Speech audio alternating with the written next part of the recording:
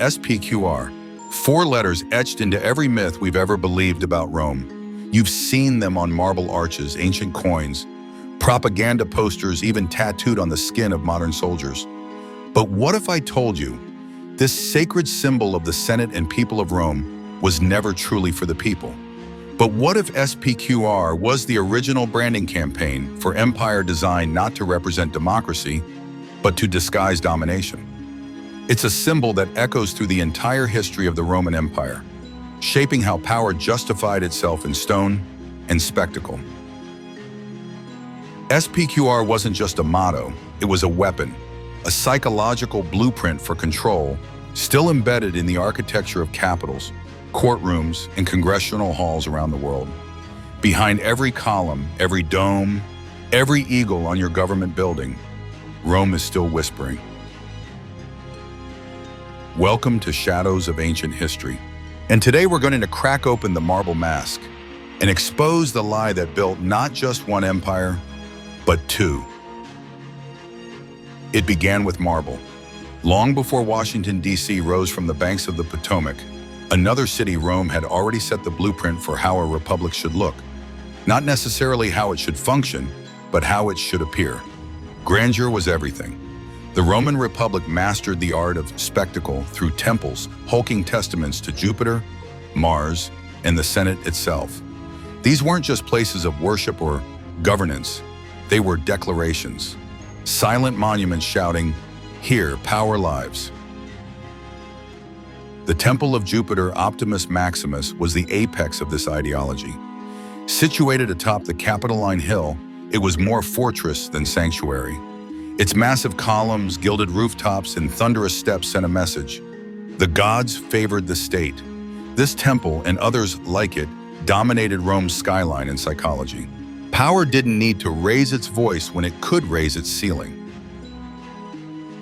Fast forward 2,000 years. A new capital rises not in Italy, but in the New World. And at its heart, the United States Capitol building. Its dome pierces the sky like a Roman ambition reborn. Its neoclassical columns, carefully modeled after Roman predecessors, were no accident. They were inheritance. America didn't just adopt democracy from antiquity, it borrowed the stage design too. Historians still debate whether America's founding fathers were consciously mimicking Roman politics or merely admiring its pageantry. But what's indisputable is this. When they built their capital, they reached back to Rome not to emulate its function, but its form. Thomas Jefferson, a self-proclaimed lover of Roman virtue, had the Capitol's architecture modeled after the Pantheon. Others cited the Roman Curia, the Senate House, as inspiration for the legislative chambers. And here lies the first shadow. The Roman Curia Julia, completed under Julius Caesar and later refurbished by Augustus, was not simply a place of political discourse. It was a weaponized building. Strategically placed at the forum's center, it was constructed to imply equality while enforcing hierarchy. All voices could echo in its chamber, but only certain ones would matter. Sound familiar? The U.S. Capitol is framed similarly.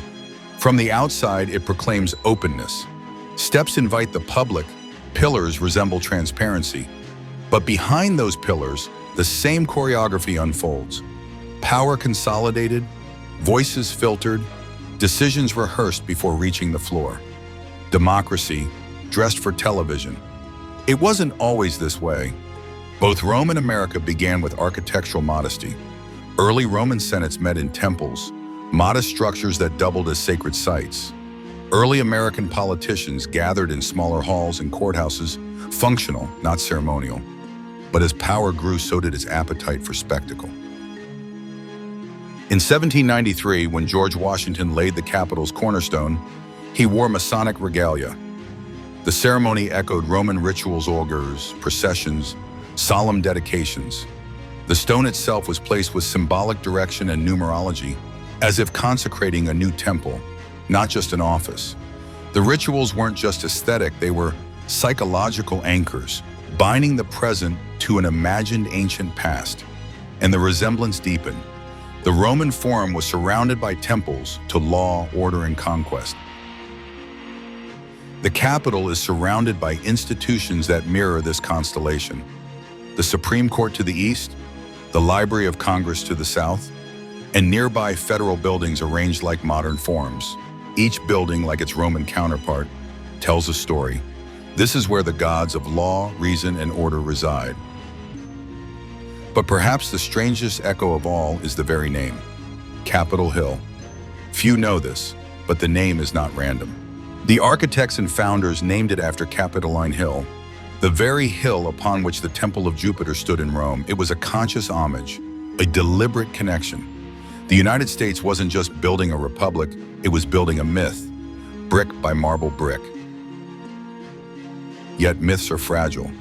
In Rome, the Temple of Jupiter was burned, rebuilt, then burned again. Each time the facade was reconstructed, but the faith eroded. By the time Rome fell into autocracy, the temple still stood. They simply served a different one, illusion. In America, the Capitol endures. Its dome was completed during the Civil War, even as the nation fractured beneath it.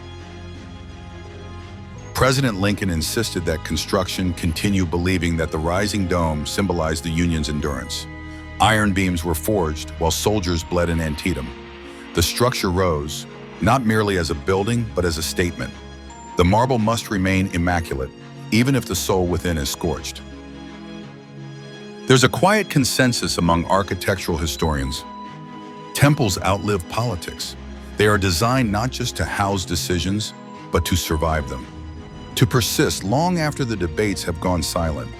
The Temple of Saturn still stands, though the republic it served collapsed 2 millennia ago. Will the U.S. Capitol do the same? In the shadow of Rome's ruins, America carved its own whitewashed, neoclassical, immovable. But just like Rome, the structure may prove more enduring than the system it represents.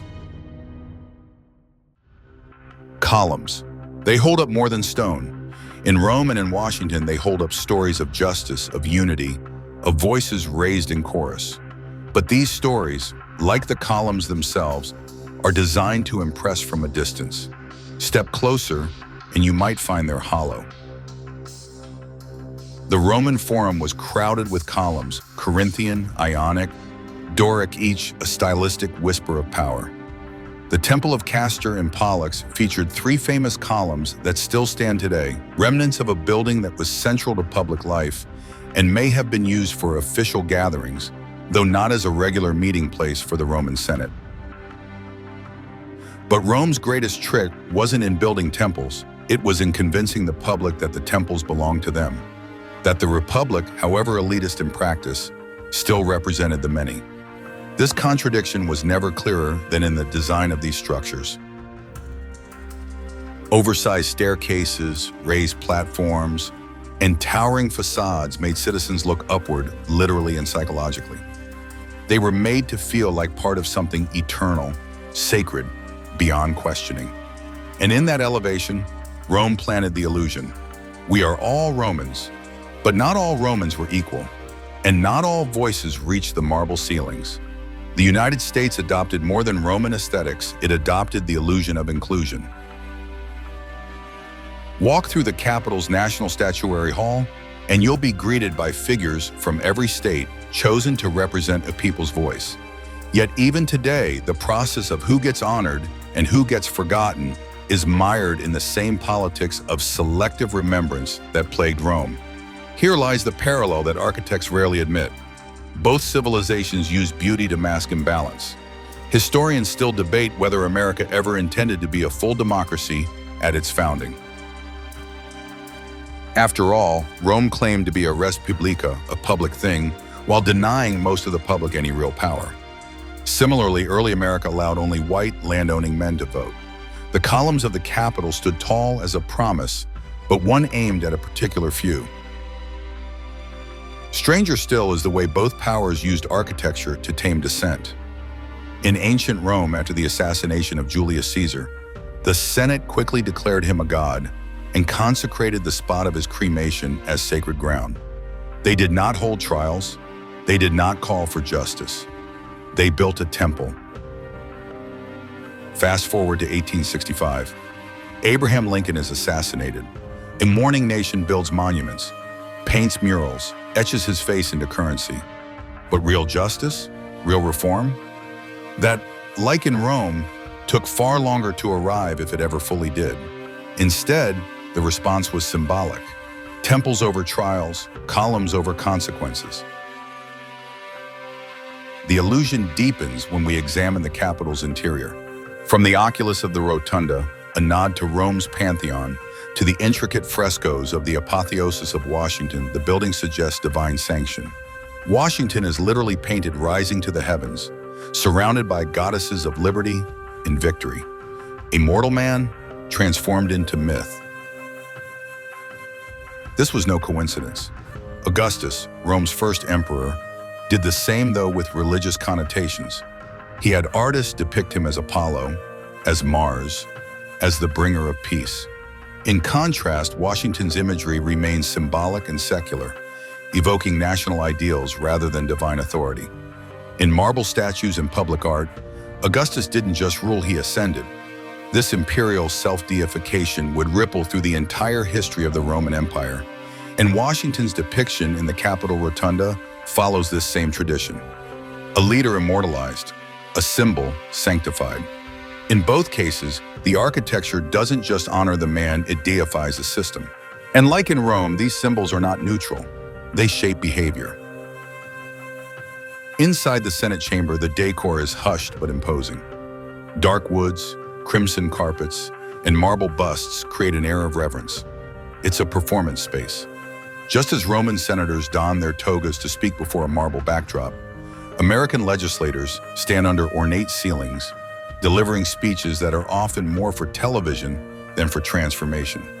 There's a phrase used in political science: democratic theater. It refers to the rituals of democracy debates, hearings, votes that may appear open, but are often choreographed. Rome invented it. America refined it. Both states crafted spaces that enforce hierarchy while pretending to dismantle it. In Rome, the rostra, an elevated platform for orators, was originally meant to amplify the voice of the people, but over time it became reserved for the powerful. In DC, C-SPAN broadcasts the House floor in real time. But how often do speeches shift votes? How often is the outcome already decided? Columns and contradictions.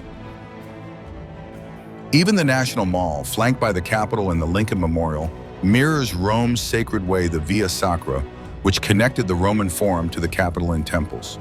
Both paths are ceremonial. Both paths are lined with meaning. But meaning is not the same as participation.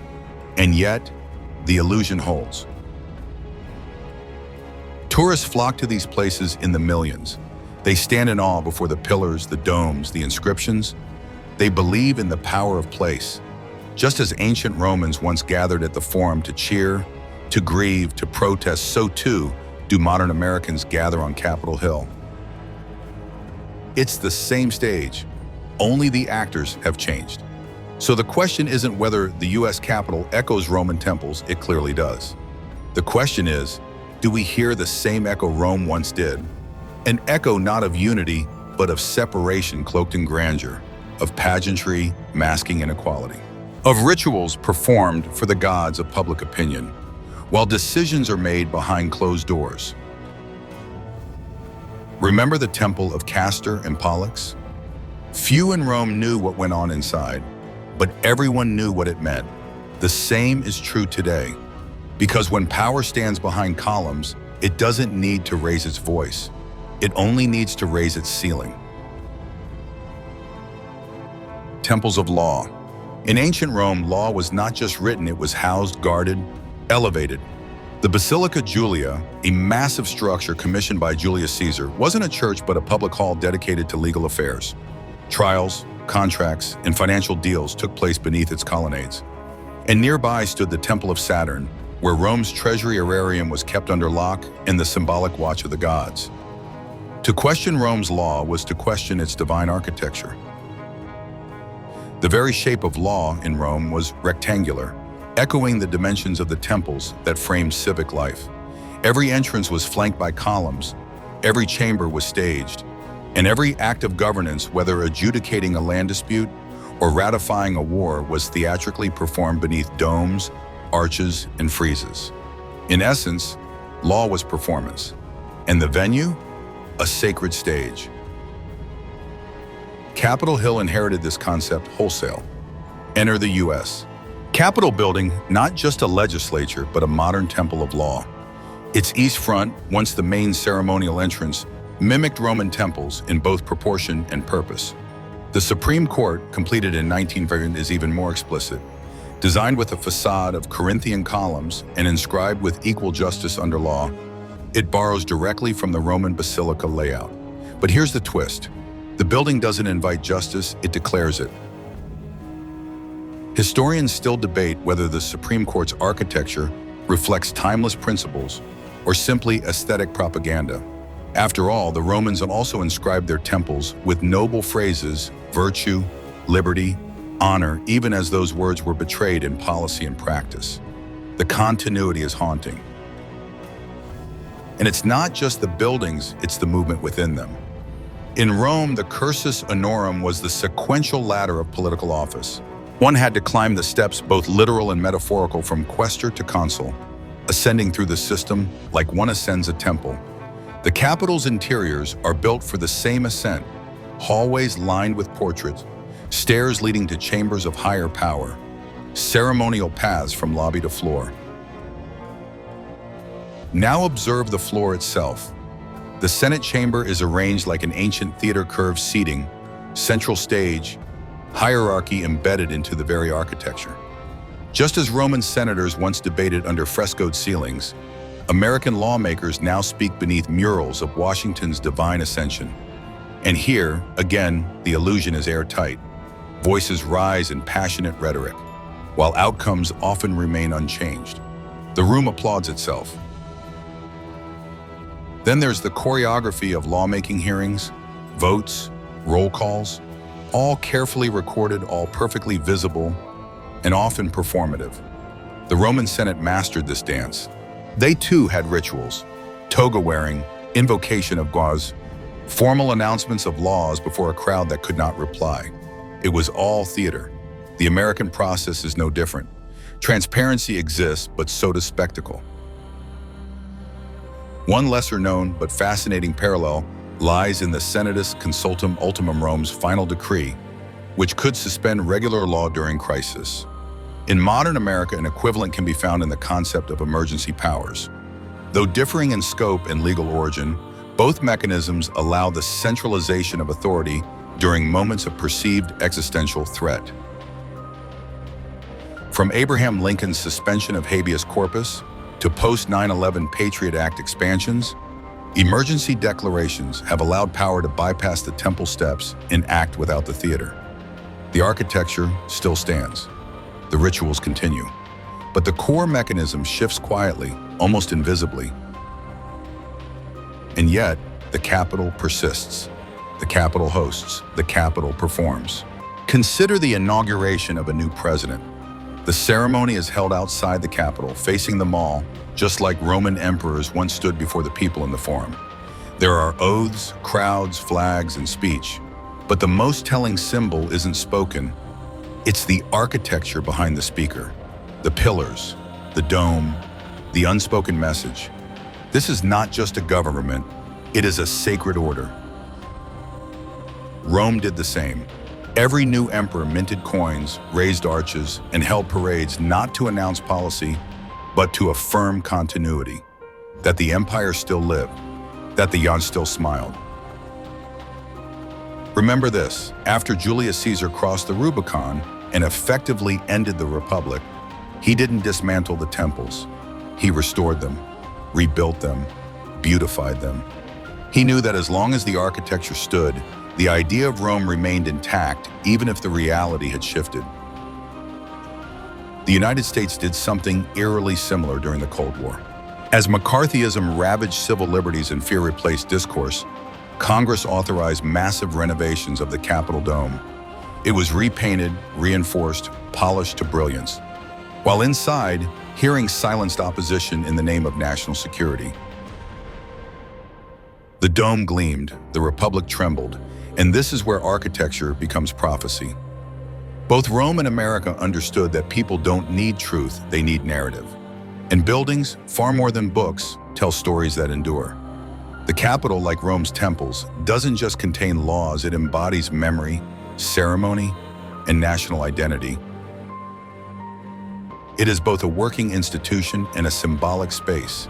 It tells visitors, foreign dignitaries, and citizens alike, this is order, this is legitimacy, this is eternal. But permanence is an illusion. The Basilica Julia is now ruins. The Temple of Saturn stands as 8 weathered columns. Tourists walk through them, imagining law where only silence remains. The rituals are gone. The performers, long buried. Only the architecture whispers. Will the Capitol one day whisper too? If so, it won't be in anger or grief. Like Rome's stones, it will speak in shadows, in echoes, in empty chambers where laws once lived. Because temples, in the end, do not preserve justice. They preserve memory. Symbols endure. Where laws falter and leaders fall, symbols often remain untouched, silent and sacred. Rome knew this. America inherited it. Take the eagle. In ancient Rome, the eagle Aquila was more than a bird. It was the soul of a legion.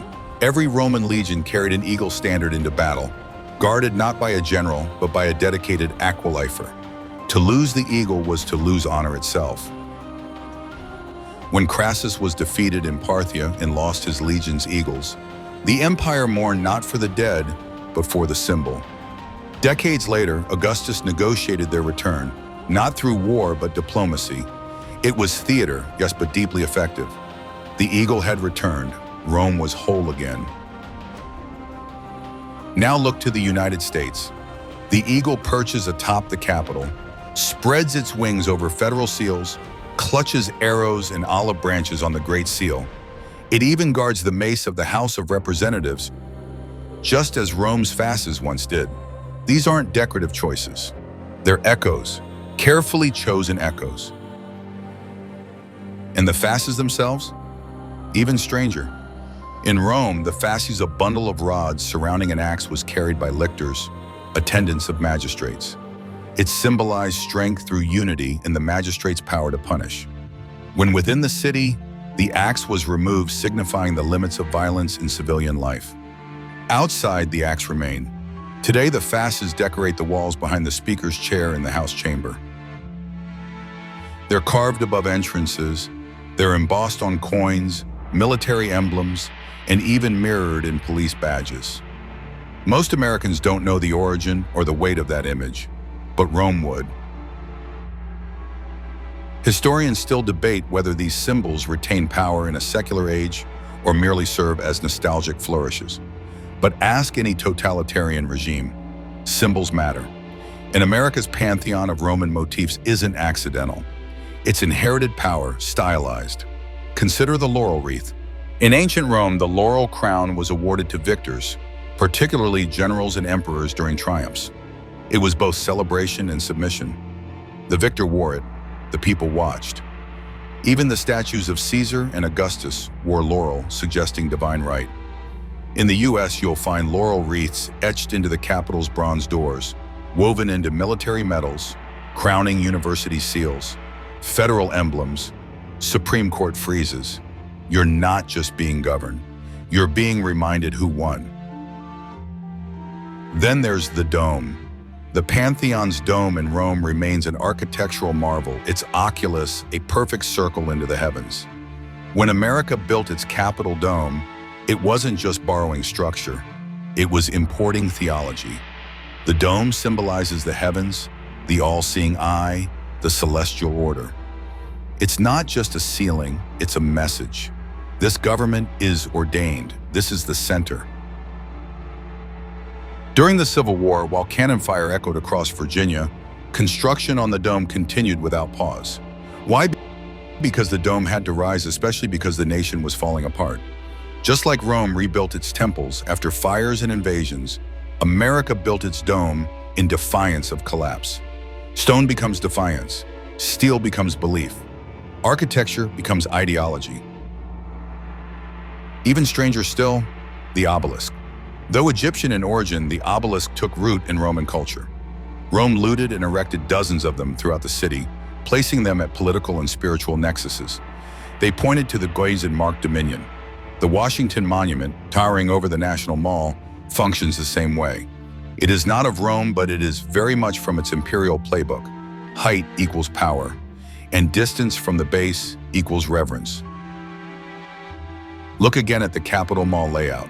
Capitol at one end, Lincoln at the other, reflecting, pool between. Obelisk rising in the center.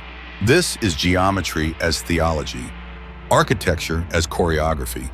Rome pioneered it. America perfected it. And what about language? Senatus Populusque Romanus, SPQR, the Senate and People of Rome, a phrase inscribed on everything from war standards to manhole covers. It was Rome's brand. It suggested unity, but beneath it, factionalism, elite rule, and class warfare. The phrase held the illusion together long after the Republic had functionally died. Now read this, E Pluribus Unum, out of many, one. It's America's own myth of unity stamped on currency, chiseled into buildings, echoed in speeches. Yet the country remains fractured, contested, often violently divided. Still, the motto endures. Why? Because people need belief more than accuracy. Rome understood that. America does too. Even the rituals mirror one another. Roman triumphs, those magnificent parades, were not mere victory laps. They were sacred, choreographed processions meant to display the god's favor and the general's virtue. Slaves whispered behind the victor, "Remember, you are mortal." Still, the crowd believed in divinity. Modern equivalents exist. Think of presidential motorcades, state funerals, 4th of July parades with military jets overhead. They're not about logistics. They're about power made visible. Noise, color, flight, it's all choreographed to awe. And here lies the irony. Rome's symbols outlasted its system. SPQR still appears across modern Europe, a motif that stretches across the entire history of the Roman Empire, from republic to empire to myth. Its eagles, laurels, domes, and obelisks never truly vanished. They migrated, mutated, survived. In the United States, the same pattern may be underway. Symbols outlasting substance, ceremony outlasting conviction, domes shining while discourse corrodes beneath them. Because when you inherit Rome's temples, you inherit its ghosts. Temples become theaters. That's the final evolution. Not decay, not destruction, performance. When a society begins to lose faith in its institutions, what often remains is the ritual, the motions, the marble. Rome mastered this final act, where architecture became a mask for dysfunction. By the 4th century CE, the Roman Senate continued to exist and occasionally convened, though its power had been drastically reduced. They still wore togas. They still invoked Jupiter and Mars, but their decisions had little political consequence, as real authority resided with the emperors and their courts.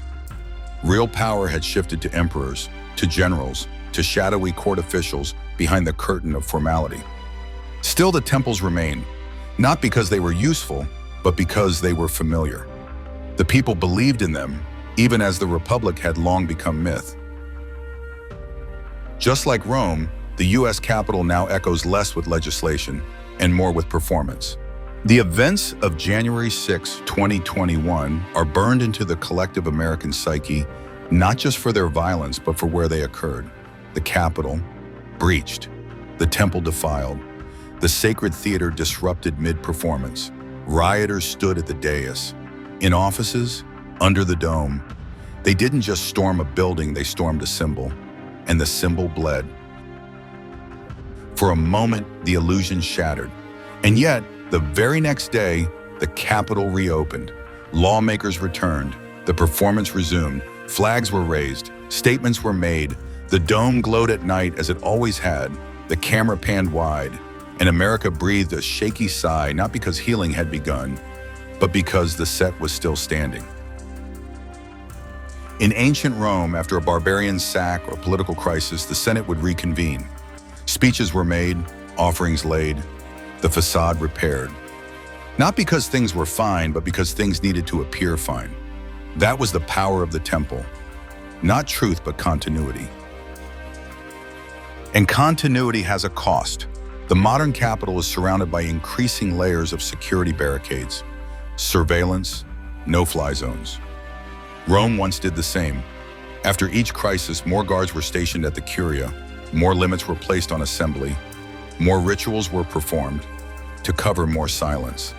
The city glistened, the Republic hollowed. Historians still debate whether the U.S. has reached such a stage. Some argue the institutions are resilient, adaptive, self-correcting. Others say the theater has overwhelmed the substance, that real debate has been replaced with echo chambers and policy with performance. Both views may be true, or neither. But symbols don't require consensus to function. In Rome, the Temple of Antoninus and Faustina was converted into a Christian church during the 7th century, not torn down, just rebranded. Its transformation illustrates how sacred architecture can be adapted across ideologies and centuries.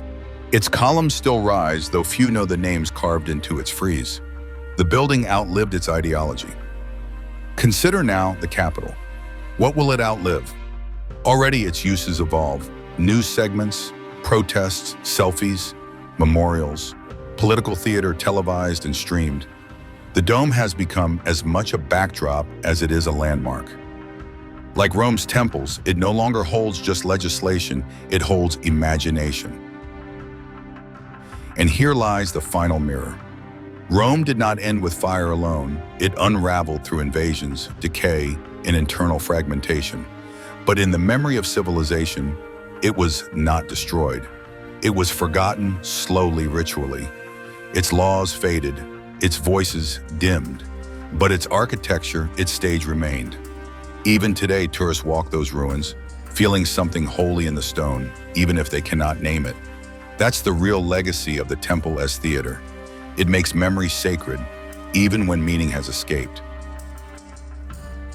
America may follow suit. Because long after its current crises fade, long after its debates and divisions evolve or dissolve, the Capitol will still stand.